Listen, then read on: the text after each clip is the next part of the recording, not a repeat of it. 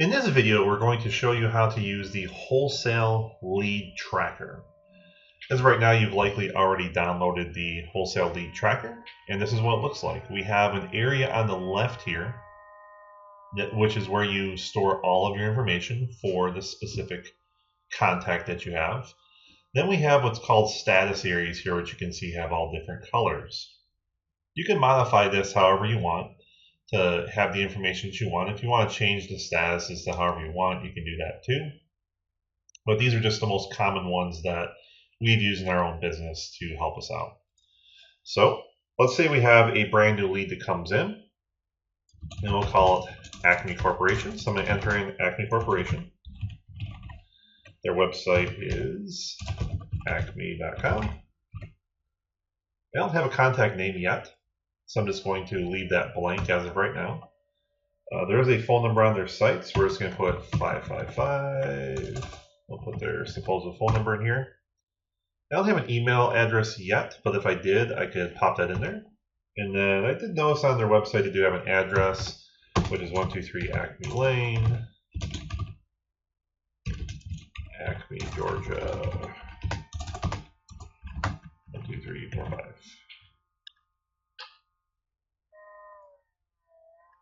Then I put the date I added in here, which I'm going to put today's date, which is 8/2/2017.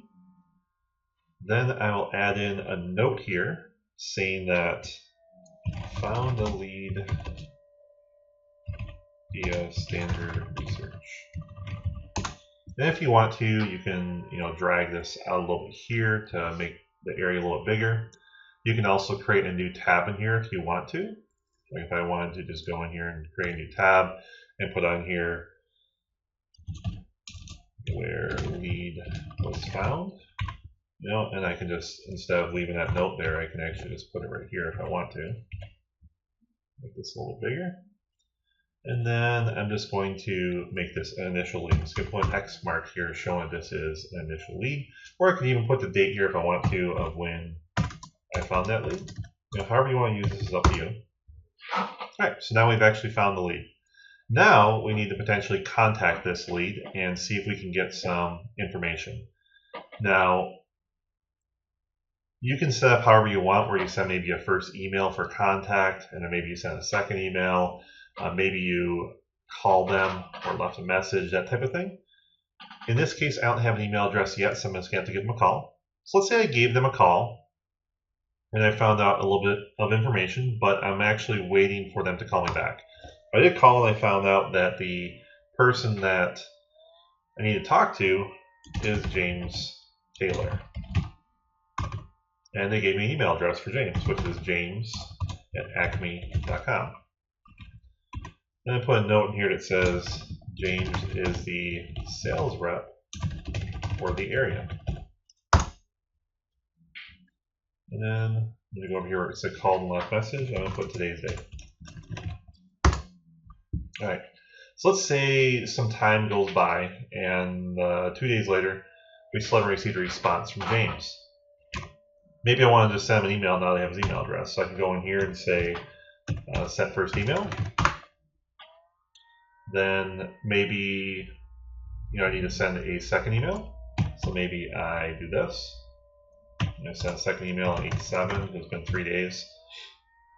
Now, let's say for example, we still haven't gotten a hold of him. We've sent 2 emails. Now we're probably going to call him again here. Now it's up to you on whether you want to leave this number in here, or if you just want to change the date, or like I said, you can just put X's on here if you want as well. So what I would do is probably just put whatever the last time I called them.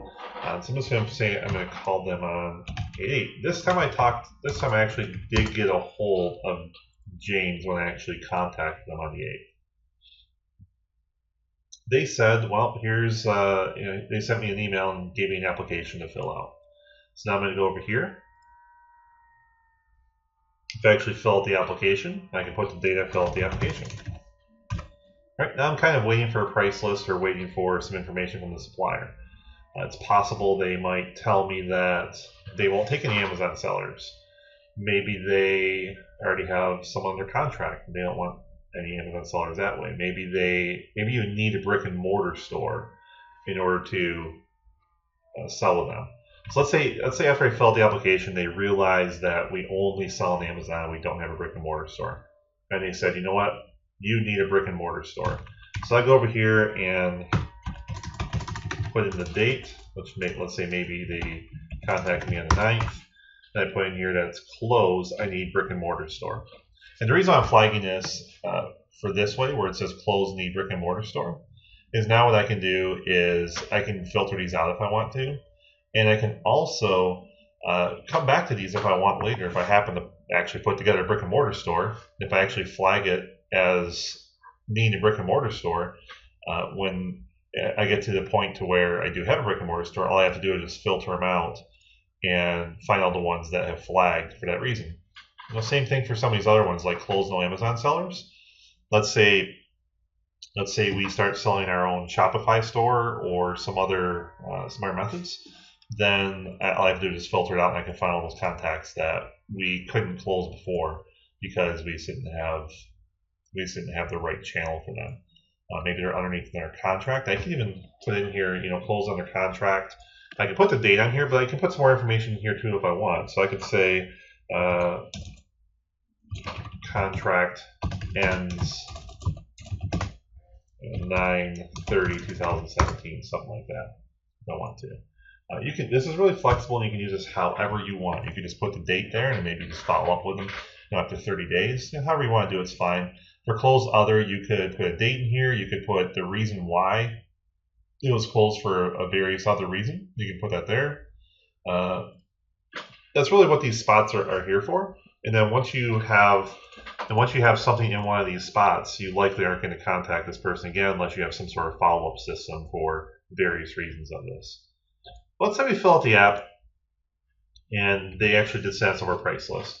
So now they give us a price list on 8/9/2017. And now we need to start doing some research. So if I want to, I can put just a flag of when we did the research in progress. If I have a virtual assistant, maybe I have a virtual assistant doing this. So this is going to put in here that's in progress on that same date. And now we're just waiting for the research to be completed. So now we've either done the research ourselves or we have a VA. Now we can actually mark in here that the research has been complete on the 10th. And now it's a matter of, do we actually submit an order, or do we not submit an order for some reason? Maybe we're just not interested at this point. So we can put in here that we're not interested, or we can put, do we submit an order? Now again, you can change these statuses to however you want, but this is a pretty common way that you would handle different statuses on this. And if you want to add more, you're more than welcome to do that. Also, if you want to add in more columns to the left here, you can do that as well. You can pretty much do whatever you want with the spreadsheet once you have it, because obviously it's your spreadsheet, and you can lay it out however you want. But this is just a basic example of how you would potentially use this particular wholesale lead spreadsheet in your business. And as you move on, you certainly would start adding more companies down the list here.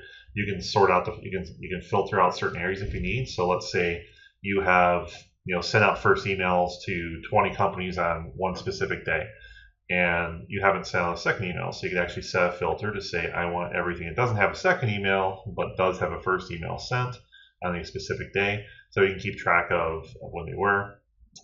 It's going to be pretty flexible to use however you need. So that's how you do it.